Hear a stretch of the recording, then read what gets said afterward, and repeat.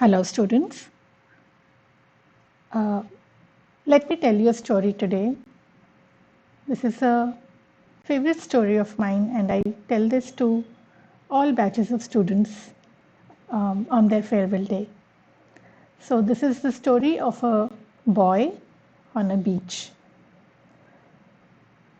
So, there was this old man who was walking along this nice, clean, and pristine beach one morning, and he was enjoying. He was generally enjoying because it was uh, a very neat and clean beach. So he was really enjoying his morning walk. Far at a distance, he's intrigued because he sees a little boy picking up something from the ground, and throwing them in the sea. So he just thought, that's what children do. Children love throwing stones in the sea, in the water, and they enjoy the experience of water creating ripples.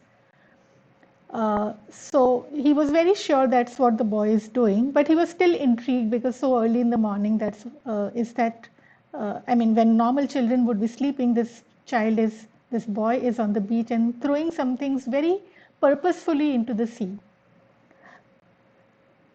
So he walks closer to the child, to the little boy. And when he's doing that, he comes across a lot of starfish lying on the uh, beach. And as he comes closer to the child, he realizes that the boy is actually picking up these starfish and throwing them into the sea. Now the old man is uh, even more intrigued. He walks up to the boy and asks him, "Child, what is it that you're trying to do? Why are you picking up one starfish at a time and throwing it back into the sea?"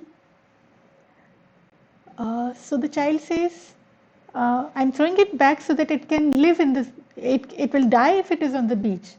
So unless somebody puts them back into the sea, they will not survive. So that's why I'm picking them up and throwing them into the sea."